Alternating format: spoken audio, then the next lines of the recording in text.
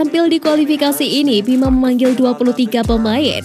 Daftar pemain ini sebagian besar adalah pemain yang ambil bagian di Piala AFF U16 2022.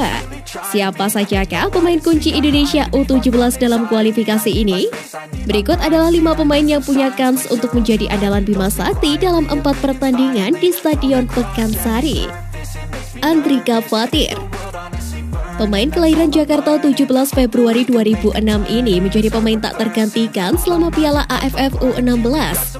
Bahkan, Andrika menjadi pahlawan saat adu penalti melawan Myanmar pada babak semifinal. Andrika menepis satu tembakan pemain Myanmar, Sainwana Aung, yang membuat Indonesia unggul 5-4. Pada partai final, Andrika kembali menjadi pahlawan tim dengan mementahkan sejumlah peluang Vietnam.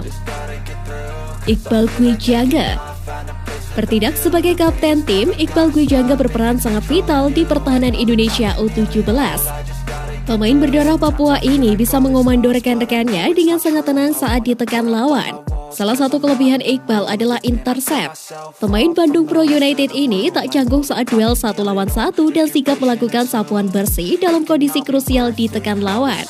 Posturnya yang cukup menjulang untuk anak 16 tahun, 179 cm, membuatnya juga tangguh di udara. Kaviatur Rizky. Berposisi sebagai gelandang, Kaviatur Rizky tampil menjadi dirijen di lini tengah. Dia tidak hanya sigap membantu pertahanan, tetapi juga terbilang eksplosif saat membantu menyerang. 3 gol dilesakan Kaviatur selama Piala AFF U16 2022. Itu mengapa pemain kelahiran 17 Juli 2006 ini selalu menjadi pilihan Bima Sakti dalam 5 pertandingan. Nabil Ashura.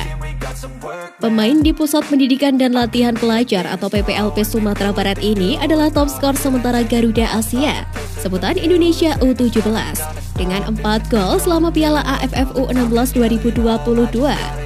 Sebagai striker, Nabil bisa berperan sebagai nomor 9 juga sebagai nomor 10. Hal ini yang membuat Bima selalu menempatkannya sebagai ujung tombak.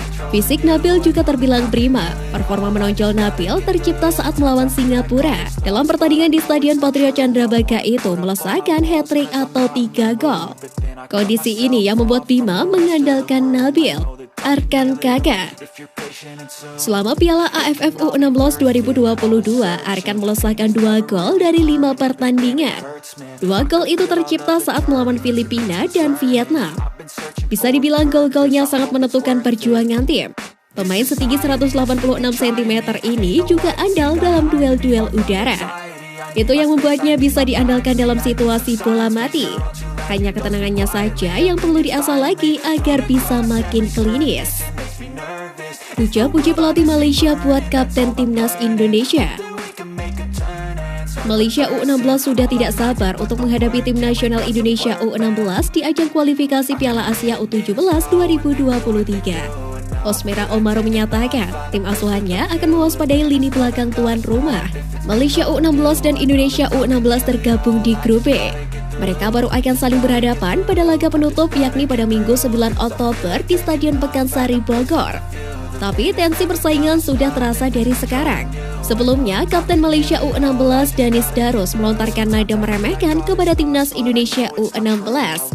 Kini giliran Osmera yang berceloteh. Namun Omaro mengatakan hal yang berbeda. Pelatih berpaspor Malaysia ini justru amat mewaspadai Indonesia U16 di ajang kali ini. Omaro mengaku telah mengantongi sejumlah catatan terkait skuad Indonesia U16. Dia menyatakan sangat mewaspadai lini belakang tim merah putih, khususnya Iqbal Gwijangga. Iqbal yang merupakan kapten Indonesia U16 disebut Omaro sebagai pemain yang berpotensi menghadirkan kesulitan. Selain lini belakang, pemain sayap yang cepat tim asuhan Bima Sakti itu juga menjadi perhatian Omaro. Ada beberapa pemainnya, terutama pemain-pemain lincah di kiri dan kanan. Ada kapten juga yang baik, bek saya rasa Iqbal Gwijangga, kata Omaro pada jumpa pers. Wajar jika Malaysia U16 waspada kepada Indonesia U16. Selain berstatus sebagai tuan rumah, Nabil Ashura dan kawan-kawan juga membawa bekal kepercayaan diri usai menjuarai Piala AFF U16 2022. Terlebih partai menghadapi Indonesia U16 bukan semata-mata memperebutkan 3 poin, melainkan mempertaruhkan harga diri. Pantau kerusuhan Kanjuruhan, Sintayong khawatir. Pelatih tim nasional Indonesia Sintayong ikut memantau insiden berdarah di Stadion Kanjuruhan Malang. akibat kerusuhan yang terjadi pasca laga Arema FC versus Persebaya Surabaya. Dalam insiden itu, Sintayong pun diketahui mengkhawatirkan korban jiwa yang berada di stadion. Kekhawatiran Sintayong dikemukakan oleh pelatih kiper timnas Indonesia Yo Jae-hon di akun Instagram pribadinya. Disebutkan Sintayong mengabarkan Yo Jae-hon lewat telepon. Tadi pagi sempat telepon sama head coach dan beliau sangat khawatir untuk korban jiwa yang di Malang. Tidak ada yang lebih penting dari jiwa orang. Semoga menjadi lebih baik. Berdoa untuk sepak bola Indonesia. Tulis Yo Jae-hon dikutip dari Instagram @paje_yo_jae-hon.